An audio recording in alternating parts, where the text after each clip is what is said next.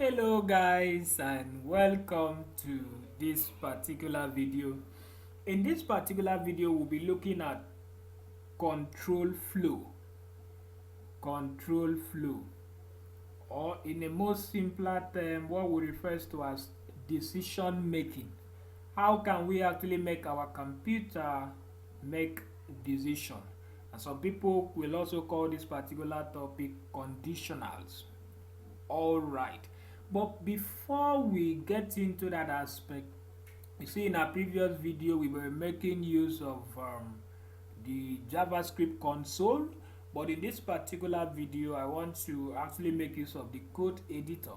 I want to believe a whole lot of people have actually missed using the VS Code or the Sublime Text, as the case may be, for quite some time now. All right, so if we are to use um, the VS Code, how can we make our JavaScript work? Alright, I created two files here. One is the index.html file, which is the one that is being opened right now. And then I also created an index.js file, which is empty right now. It's actually empty. It has the extension .js because we are dealing with JavaScript. It has the extension .js because we are dealing with JavaScript. Alright, so on the browser I've actually opened the HTML file, which is what we have in here, index.html. So that is how it is for now. Now, how can we write our JavaScript such that it will be displayed on that particular HTML? For us to do that, we have to link or connect the JavaScript to the HTML. So how do we do that? What do you think? Should I place the link up here or at the bottom? Definitely we place JavaScript link here, just close to the closing body tag. So we use what we call the script. Open and close the script tag, and then in the script tag I will add an src, that's source, telling us which of the files we want to connect. So the file we want to connect is called index.js. index.js.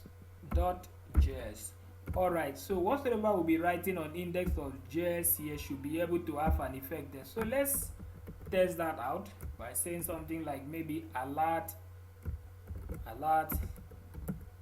hello.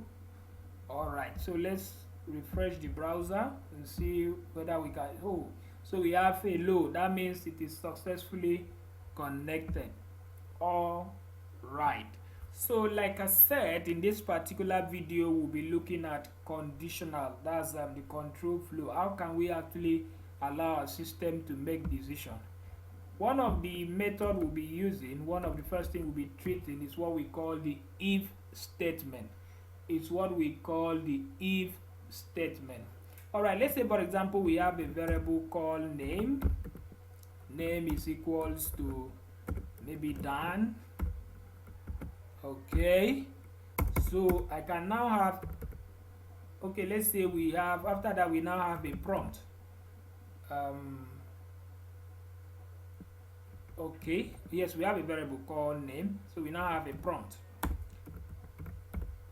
Let's call this we can call it whatsoever we like. Let's just call this x equals to prompt, and in this prompt we ask the person to enter your name. So in if statement we can say if x equals to name. If x equals to name, we can just use alert for now. Alert welcome. Now let me explain this piece of code. We are saying x should prompt, that's give somebody the opportunity to write in their names. If what they enter is equivalent to what we put in this particular variable, it should say welcome. Now let's see how that works on the browser. We refresh, so we say done. It now says welcome. But what if I enter another name? So I now use maybe Sam, something we don't even expect, the computer is not expecting. So you see it's not actually responding well. So hello, the if statement is actually one of this thing we'll consider. So we have to make our work more sophisticated. But before we do that, I want to show you guys something.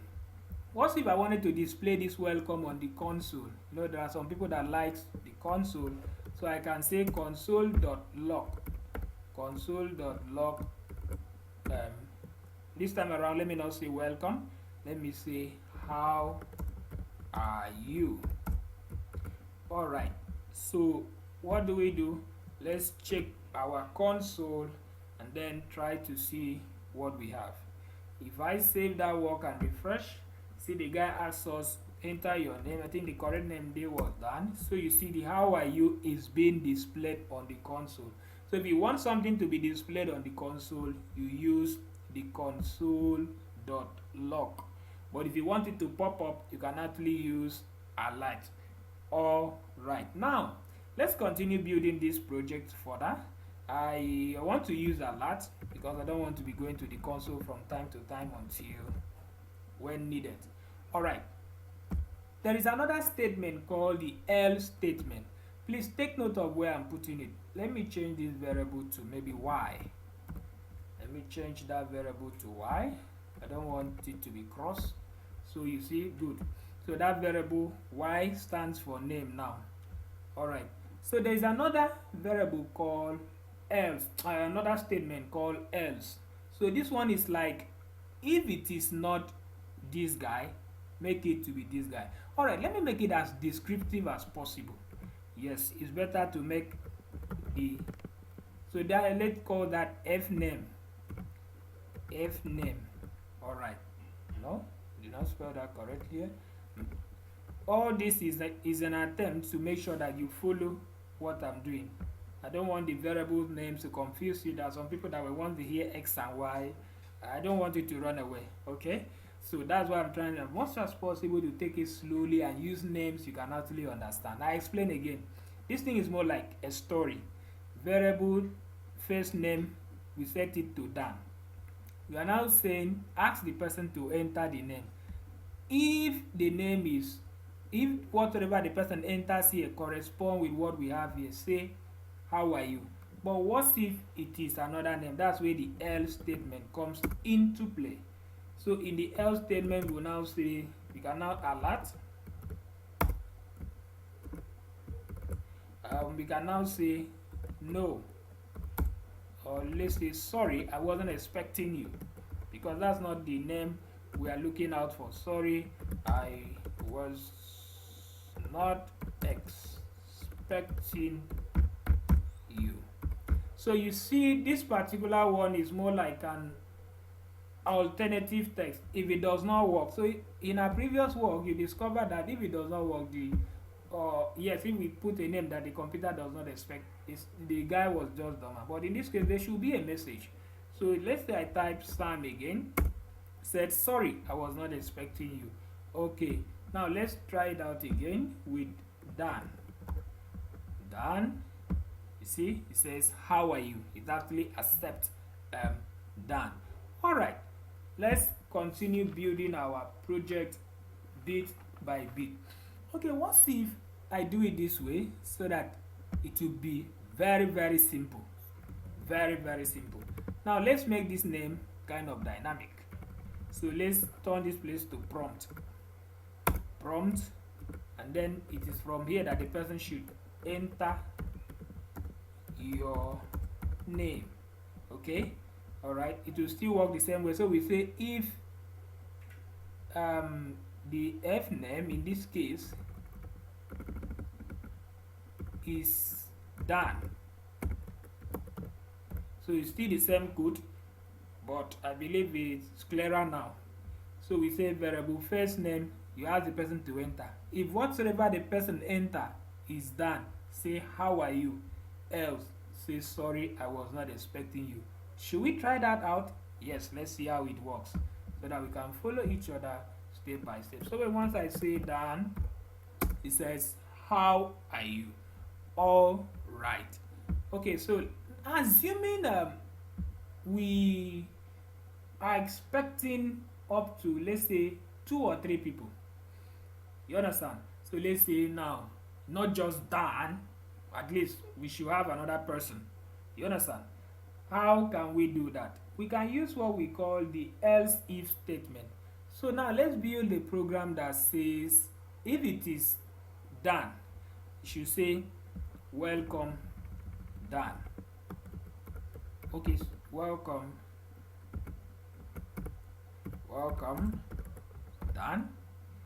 Else if it is Sam, should say longest time. If it is Ben, it should say wow, I really miss you. Then if it is not any of the 3 of them, you can now say sorry, I was not expecting you. So I can just hit my enter here and then use the, okay, let me just do away with this for now. Let me just cut it, Ctrl X. Alright, I'm on Windows. So I can do something like else if here and then continue writing my code. If the if name is, if you check and the person's name is Sam, okay, you can say something like alert. You can say alert longest time, just longest time. Let's keep it at that for now. Else if it is who again? Ben. If name is Ben, you should say alert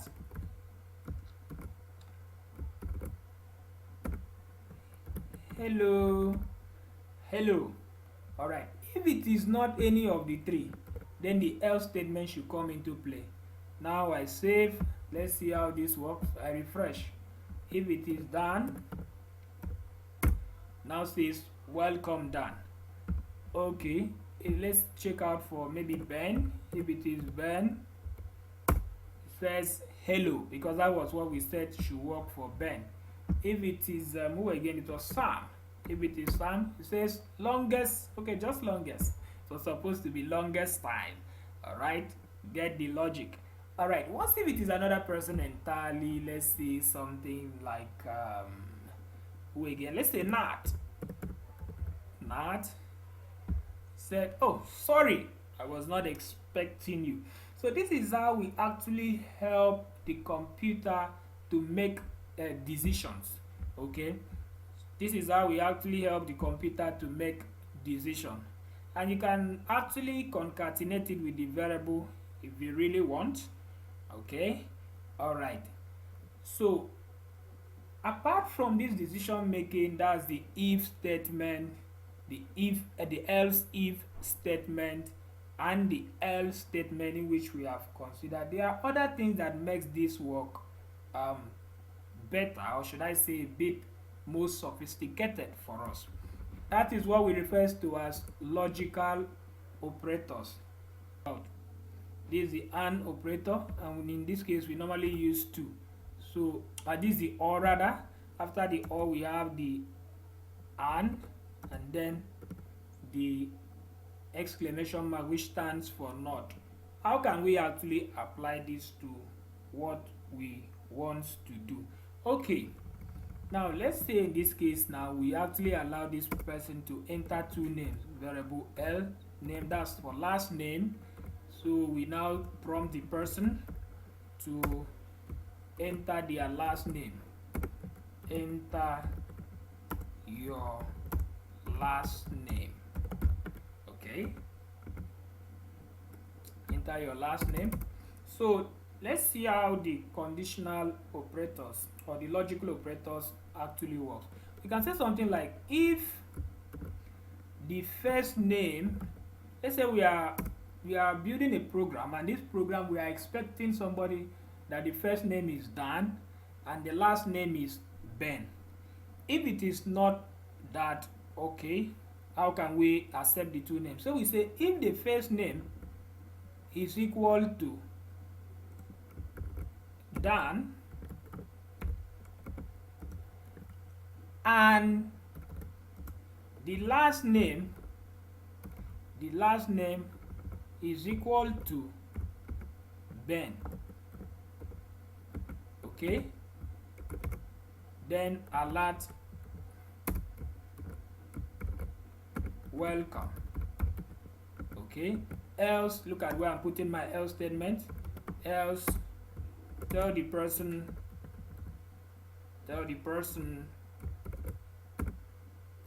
you are not allowed to enter this place, okay. All right, so now this condition says if the first name, the person will impute the first name. So if the first name is Dan and the last name, that means check for the two conditions, make sure that the two conditions are true before you can tell the person welcome. Else, if any of them is wrong, tell the person you are not allowed to enter this place. Okay, let's see how this works. We refresh. So you see enter your name, your first name as the case may be. So this for first name, so I can say Dan and then the last name or the surname being Ben. It says welcome. Now let's try having the first name being correct with Dan, but let's say the surname, we now change it to Sam. It says you are not allowed to enter this place. So the two conditions must be satisfied for the program to work. So that is how the AND operator works. All right, let's check for the OR operator. We'll still use this code. Okay, let's check for this. All right, let me arrange this very well to still work though. All right, this one says OR. That means the person is expected to enter two values again, but if any of them should match, accept the person. Only evaluate this particular one if the both are wrong. So it's like saying, if for you to gain admission, you must have expected a particular result and a particular result. If you have any of them, bring it. Any of them will be accepted. But the first condition was the two of them must be there for you to be accepted. So let's see how this works. I believe you are following. All right, so we say first name Dan. Let's see, let's try it again. Correct, everything is correct. It says welcome. Now let's see what we can have. If I say first name maybe Adam, then the last name was Ben. So let's see what we have. Okay, let's see what we have now. If the first name is Dan and the last name is Ben, accept the person. All right, we are right on track. So it actually accept the person because one of the condition is correct. I did not actually check that well, so let's try that again. Adam, and then the last name is Ben. It says welcome because one of the condition is actually correct. Then let's try it again, and this time around let's have the two of them not being correct. So Adam, and then we say Nat. Let's see what we have. It says you are not allowed to enter this place because one of the both conditions are actually false. So one of them must be correct for you to to be able to pass, or for the code to be able to run, the code under the if statement to be able to run. All right, then how does the not operator works? How does the not operator work? Now let's look at that. Let's look at the not operator. Let me do away with this. Assuming I have a variable that says name, and then the name is equals to, let's say we have a fixed name here already done, and then the reason why I put this semicolon is just a mark of end of expression. Though in JavaScript, programming language like JavaScript, it does not really matter like that. But in PHP, another programming language, you have to really enforce that. All right, let's see how the not operator works. So we say if name is not, so I can put the exclamation mark here, and then wrap it with another bracket. If name is not equals to Dan,